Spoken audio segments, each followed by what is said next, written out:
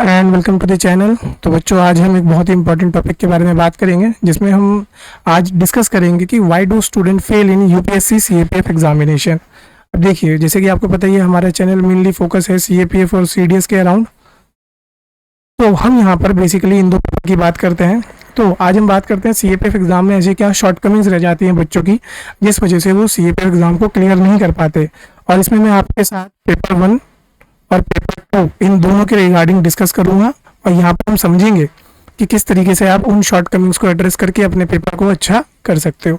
तो सबसे पहले तो जो मेजर दिक्कत रहती है कि बच्चों को अंडरस्टैंडिंग ही रही होती है कि एग्जाम में क्या चाहिए होता है।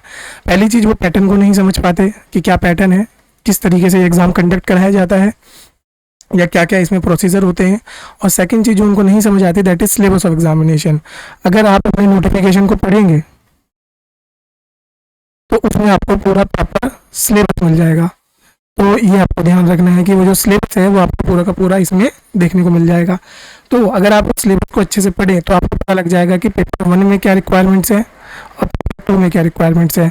किसी भी पर्टिकुलर एग्जाम को अगर आपको क्लियर करना है तो उससे में सबसे पहला पॉइंट आपका ये होना चाहिए कि आपको उसका सिलेबस बाय हार्ट होना चाहिए। बाय हार्ट होने का मतलब कि आपको ये पता होना चाहिए कि अगर आप किसी टॉपिक को पढ़ रहे हो तो वो उस एग्ज़ाम के लिए किस पर्टिकुलर टॉपिक के अंदर आ रहा है।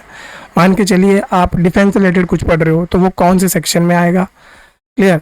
या आप कोई पर्टिकुलर करंट अफेयर पढ़ रहे हो तो वो आपके एग्जामिनेशन के लिए इंपॉर्टेंट है भी कि नहीं, ये आपको पता होना चाहिए। और ये सब आपकी अंडरस्टैंडिंग कब बनेगी, जब आपने उसके सिलेबस को अच्छे से गो थ्रू करा होगा। अगर आपने सिलेबस अच्छे से गो थ्रू करा है फिर तो कोई दिक्कत होने ही नहीं वाली आपको। दूसरी चीज़, सीएपीएफ एग्जाम की अपनी एक यूनिक डिमांड होती है जिस in terms of selection procedure. जैसे मोस्ट ऑफ द केसेस में क्या होता है, अगर हम सीडीएस की बात करें तो सीडीएस में एक दिन में 3 पेपर होते हैं।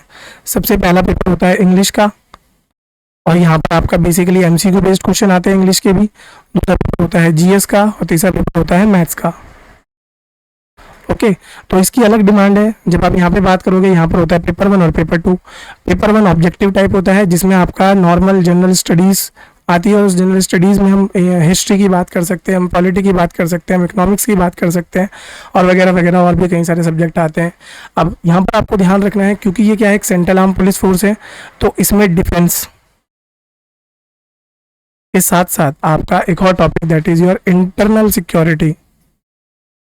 ऑल्दो इंटरनल सिक्योरिटी यूपीएससी के लगभग सभी पेपर्स में आता है, बट इस वाले पेपर में यानी कि particularly for CAPF exam internal security एक बहुत इंपॉर्टेंट टॉपिक हो जाता है।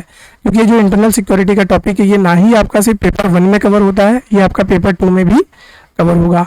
अब पेपर 2 में क्या होता है खास, पेपर 2 में होता है डिस्क्रिप्टिव पेपर। और डिस्क्रिप्टिव पेपर में आपको क्या करना पड़ता है, लिखना पड़ता है। यानी कि आपको मान के चलिए ऐसे अगर आए हैं तो आपको ऐसे प्रॉपरली लिखने पड़ेंगे। और ये सब आप कब सीख पाओगे, जब आपके पास अच्छी राइटिंग स्किल्स होंगी।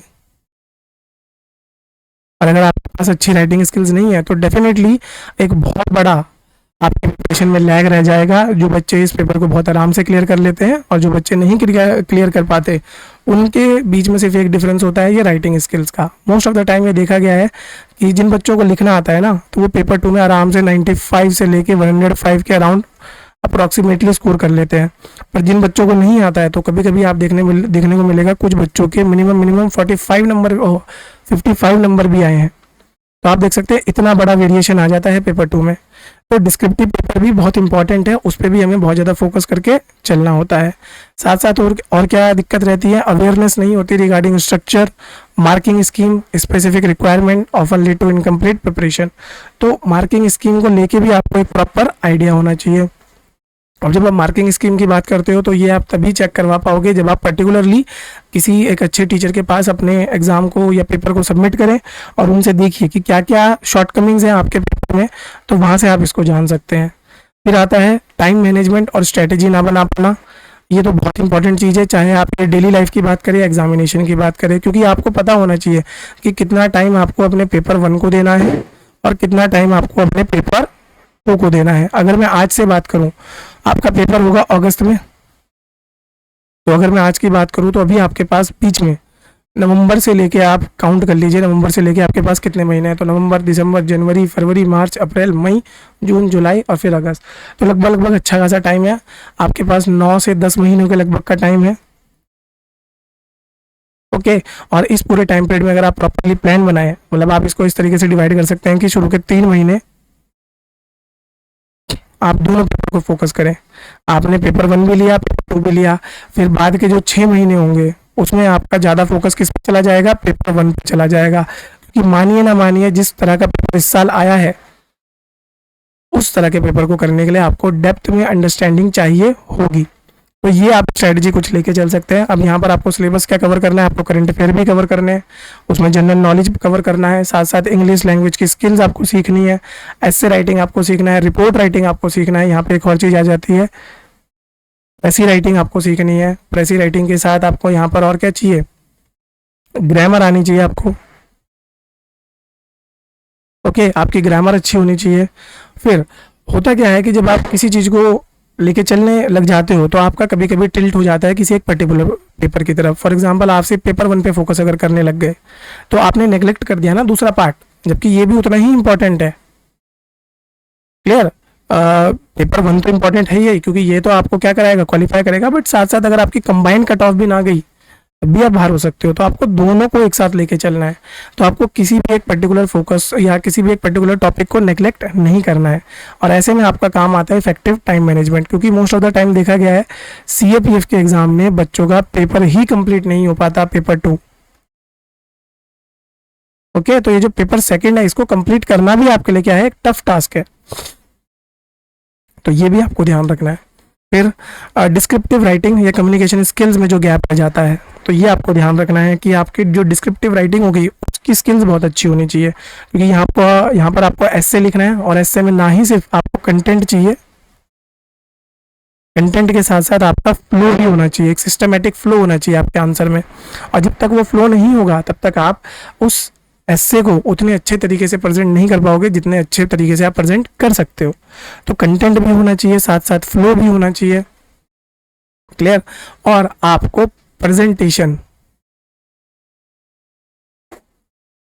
ये बहुत इंपॉर्टेंट टॉपिक है जो मोस्टली लोग नेग्लेक्ट करते हैं। प्रेजेंटेशन स्किल्स होनी चाहिए कि आप अपने टॉपिक को किस तरीके से प्रेजेंट कर सकते हो। फिर यहाँ पर रिपोर्ट राइटिंग, रिपोर्ट राइटिंग में अगेन आपको स्ट्रक्चर पता होना चाहिए।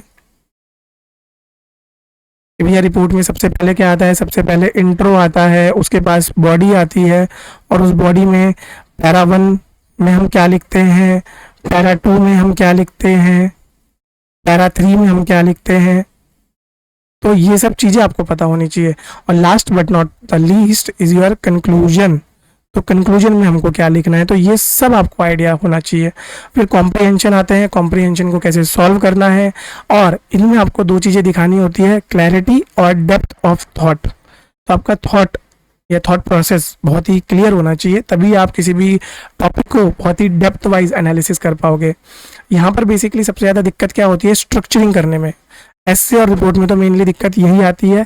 और साथ साथ एक और दिक्कत जो मोस्टली बच्चे फेस करते हैं, that is word limit, word limit की प्रॉब्लम। आपके जो एस्से हैं वो अराउंड एंड अराउंड आपको 300 वर्ड में लिखने होते हैं, तो उसको लेके जो दिक्कतें रहती हैं वो, क्योंकि मोस्ट ऑफ द टाइम बच्चों को लगता है कि वर्ड लिमिट बहुत कम है, ये वर्ड लिमिट बहुत ज़्यादा है, तो हम ऐसे में एस्से कैसे लिखें, या हमने पर्टिकुलर अगर एक टॉपिक को एक्सप्लेन करने लग गए तो हम सिर्फ उसी टॉपिक को एक्सप्लेन कर पा रहे हैं, मल्टी डायमेंशनल अप्रोच हम नहीं ले पा रहे हैं। तो ये सब आपको ध्यान रखना है। फिर आपको इसमें लॉजिकल और कोहेरेंट आर्गुमेंट्स भी डालने हैं यहाँ पे, और ये सब बिना सफिशिएंट प्रैक्टिस के पॉसिबल नहीं है, क्योंकि आपको अपनी थॉट्स को भी ऑर्गेनाइज करना है। और आप अगर ये चीज़ नहीं कर पाए तो कभी कभी इस सेक्शन में आप बहुत पुअर स्कोर भी कर सकते हैं। अब मैं आपको डरा नहीं रहा हूँ, बट एक जनरल रिमाइंडर दे रहा हूँ कि अगर आपके स्कोर अभी कम आ रहा है पेपर 2 में, तो आपके पास अभी अच्छा खासा टाइम है फॉर CAPF 2025, तो आप वहाँ पर भी अच्छा स्कोर कर सकते हैं। और इसमें हमने आपके लिए इनिशिएटिव लाया हुआ है, आप चाहिए तो हमारे टेलीग्राम चैनल पे जा सकते हैं और उसमें चेकआउट कर सकते हैं हमारे टेलीग्राम चैनल एज डिफेंस में।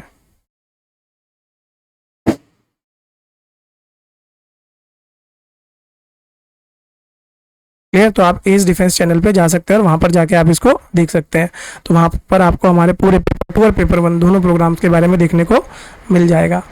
फिर इनसफिशिएंट रिवीजन और प्रैक्टिस। देखिए क्या होता है कि बच्चे सिर्फ सिलेबस कवर करने में लगे होते हैं, तो बच्चों को लगता है क्योंकि सिलेबस इतना वास्ट है कि हमारा सिलेबस ही कवर नहीं हो रहा, बट वो इंपॉर्टेंट दिक्कत नहीं है। ज़रूरी नहीं कि सिलेबस के हर एक पोर्शन में से क्वेश्चन आएगा, कुछ सेक्शन ऑफ द सिलेबस में से क्वेश्चन पेपर बनेगा।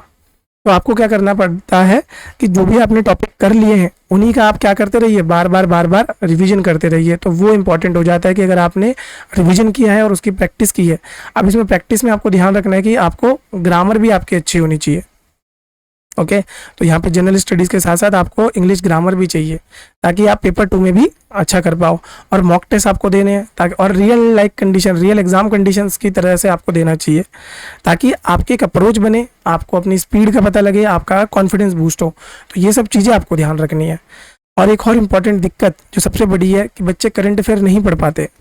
करंट अफेयर कहाँ से पढ़े? करंट अफेयर बहुत वास्ट सब्जेक्ट है। कभी कभी ऐसा होता है करंट अफेयर, मतलब अब तो ये यूपीएससी नहीं, कभी कभी करने लग गए कि लास्ट 1 ईयर के करंट अफेयर आएंगे कि कितने सालों के आएंगे। भैया लास्ट 2 सालों के तो नहीं आ रहे, 3 सालों के तो नहीं आ रहे। तो ऐसे में हम क्या करें?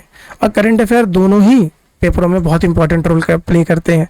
अब वो चाहे सिक्योरिटी के पर्पज से मैं बात करूं, इंटरनेशनल रिलेशन के पर्पज से बात करूं, या सोशल इश्यूज़ के बारे में मैं बात करूं, इन सब में आपका करंट अफेयर बहुत इंपॉर्टेंट रोल प्ले करता है।